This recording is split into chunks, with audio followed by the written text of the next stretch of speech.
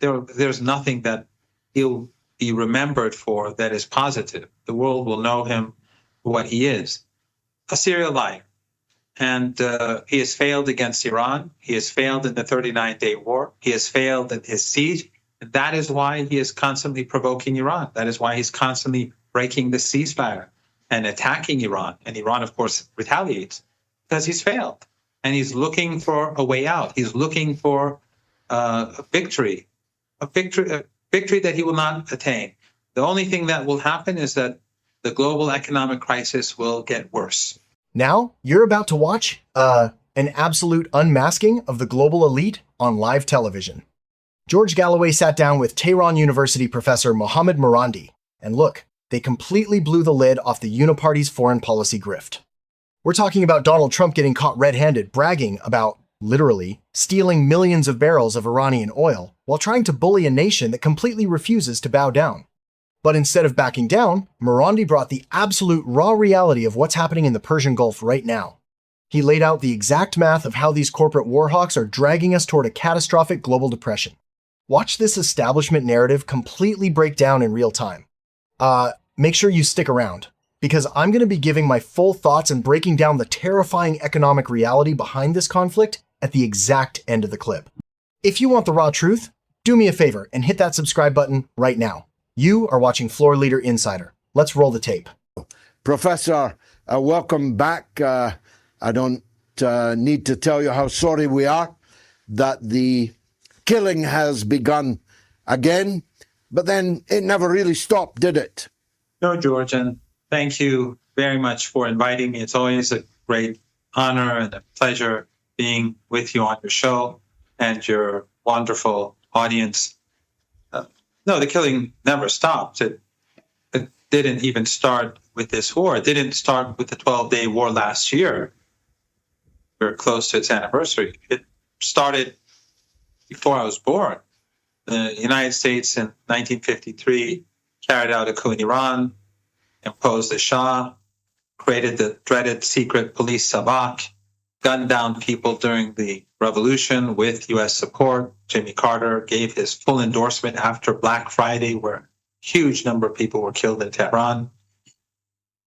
And after the revolution, they supported Saddam Hussein, gave him chemical weapons. These Arab regimes that are assisting the United States today, they assisted them back then.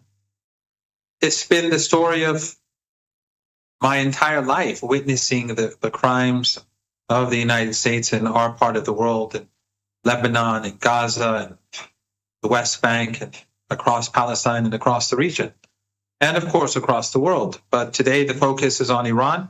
And the reason for the assault on Iran is one thing. It is because Iran opposes ethno-supremacism and genocide. That is unforgivable. Well, of course, a lot of people have sold their soul to that cause. A lot of the Arab countries, when Iran is forced to retaliate and fire missiles at the settler state, a lot of Arab countries are doing their best to literally bring those missiles down to help protect the settler state, which has occupied their own countries, which has suppressed their own co-religionists and compatriots, fellow Arabs, in many cases, fellow Levantine Arabs, the same people, the same blood. They have defended the killers and the usurpers of their own people. And of course, blood is more important than treasure, but let's start with the treasure.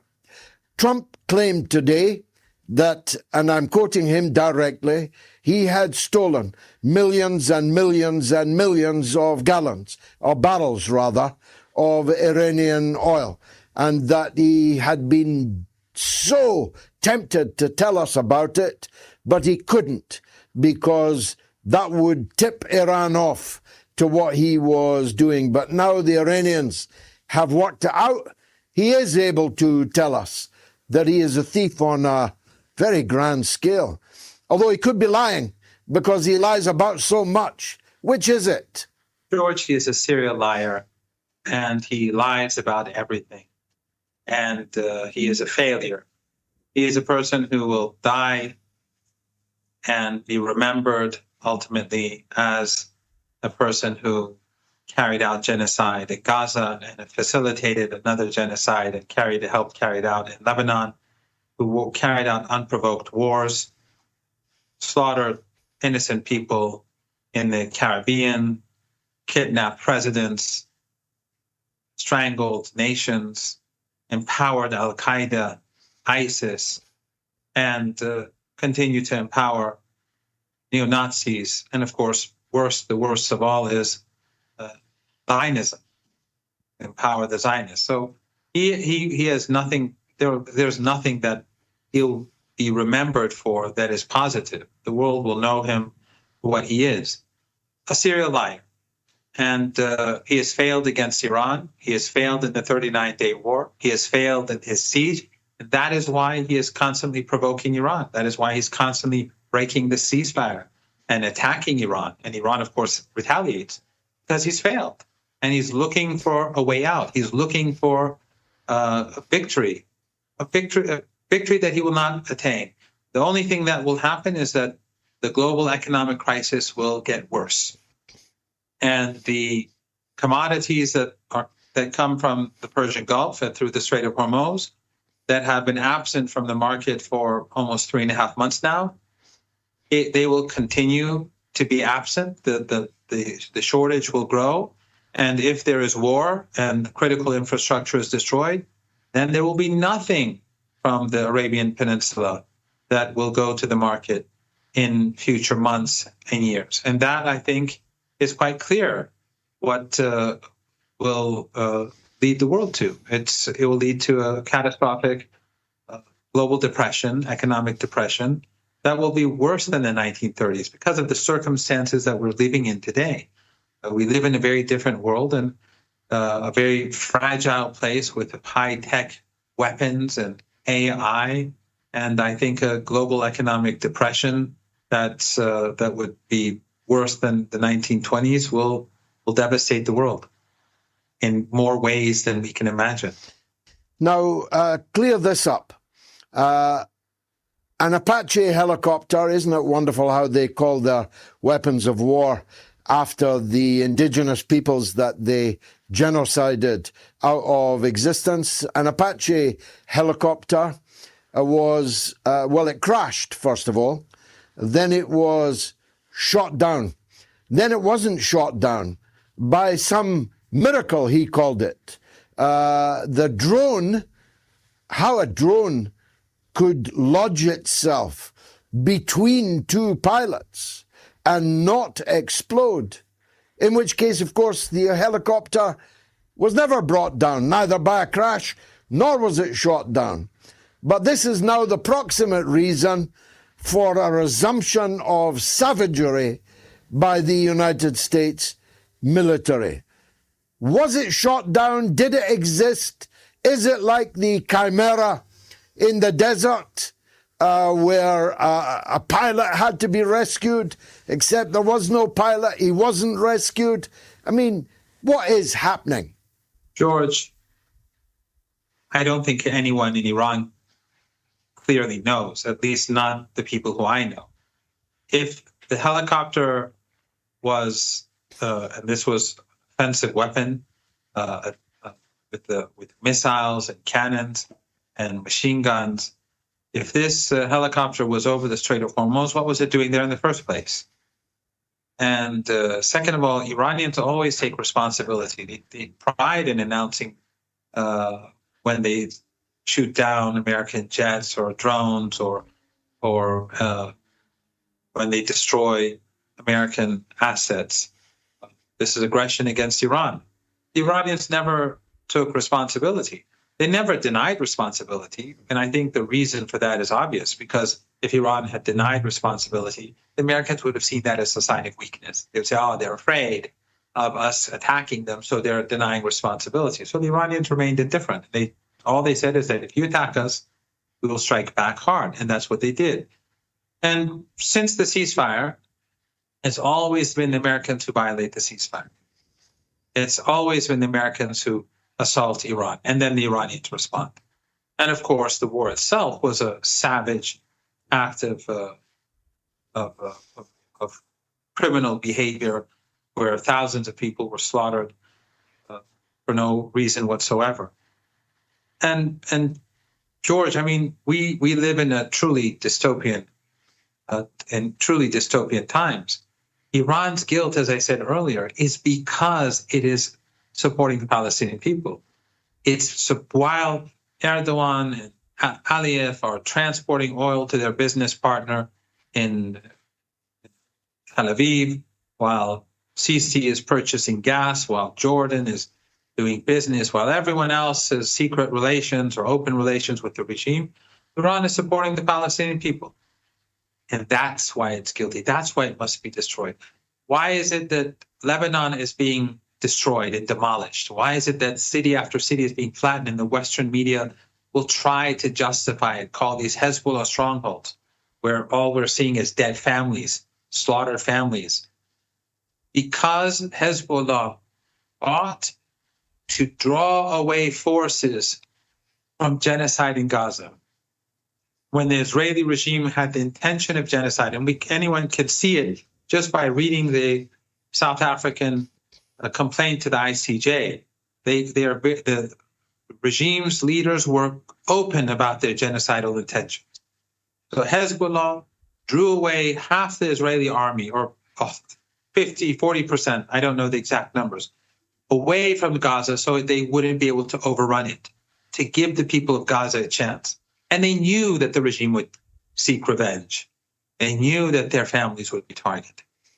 Hezbollah and the resistance, their supporters, which include people from all religions in Lebanon and all sects, are the height of humanity.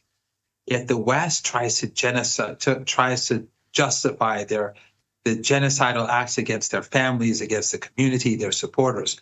And then when the Israeli regime says that we're going to flatten Dahia, a place that you and I both know well, I lived in Dahia. When they say they're going to flatten, there's no outrage in the West.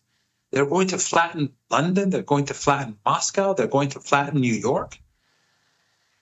There are perhaps 500,000, if not more, just refugees in Dahia. What they wanted to do was to wipe out the resistance and the supporters of the resistance, and no one in the West cared. The proxies in Beirut tried to help them corner the community supporting the resistance. The president and the prime minister are two tools of the empire. They prevented the refugees from going into different cities, into different neighborhoods. Refugees could not move around in their own country. They prevented Iran and Iraq from sending blankets and tents and food because they wanted to strangle the people. Western embassies, Western NGOs in Beirut were supporting this.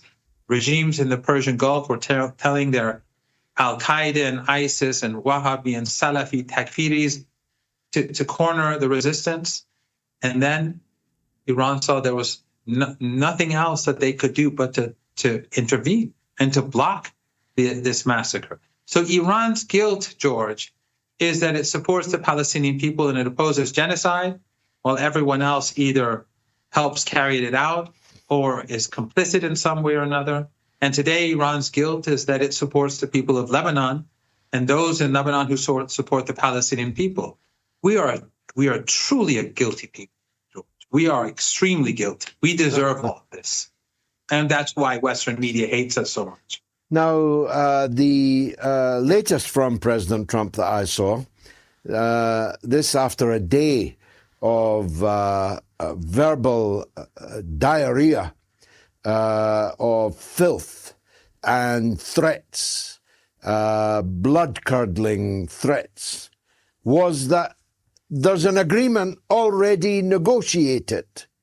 All it needs is an Iranian signature. So on the one hand, you are going to hit hard the Iranian people, but actually you've already negotiated an agreement with them, lacking only the Iranian signature. Is this another lie? Of course, George. the two sides negotiated a deal. And we all know what the general terms of the agreement are. It's been weeks out there in the open. There are differences still, but the general issues that were discussed were the release of Iranian stolen assets, lifting sanctions for Iran's oil and energy exports during the time of this deal, ending the siege, and ending the genocide in Gaza and Lebanon, ending the war on all fronts. That was agreed upon. And Iran would say that they will not pursue nuclear weapons, as they've been doing for decades. And Iran would allow the flow of ships to go through the Strait of Hormuz, like in numbers that were similar to before the war, something that Iran would benefit from.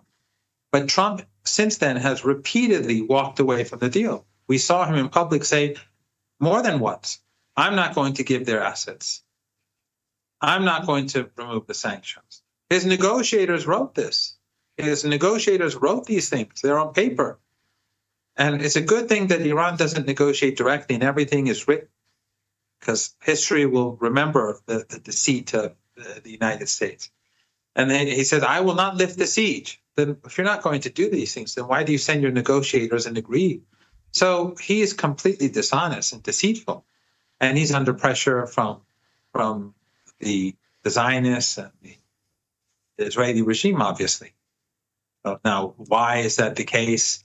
Is it because what they have on him in the Epstein files?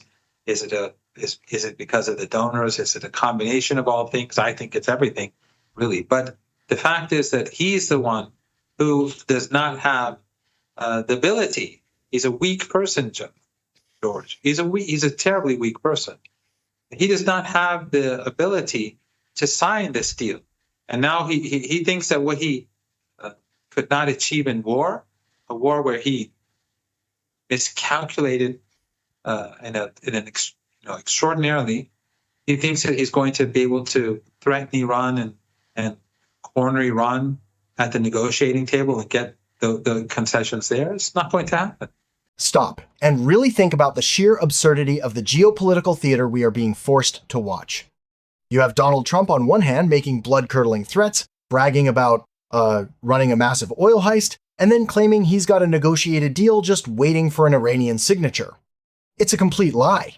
It's psychological warfare. His own negotiators write up terms to lift sanctions and stop the siege, and then Trump immediately walks away because he is too weak to stand up to his billionaire Zionist donors. Why? Because just like we always talk about here on the channel, war is the single most reliable profit model in Washington. But let's connect the dots here. Because the establishment's desperation is leading us into a truly dystopian trap. Professor Marandi made it chillingly clear. Iran is on full alert. They aren't backing down, and they aren't trading their sovereignty for corporate compliance. If the corporate war machine pushes this button and attacks critical infrastructure, Iran has vowed to wipe out the infrastructure of the regional puppet regimes and shut down the Strait of Hormuz completely. We are talking about key global commodities being choked out of the market. The math doesn't lie. If they trigger a full-scale hot war in the Gulf, it will lead to a catastrophic global economic depression worse than the 1930s. And guess who suffers? Not the billionaires, not Trump, and not the defense contractors. It's working-class people who will see their communities starved of resources while paying the ultimate premium for Washington's elite arrogance.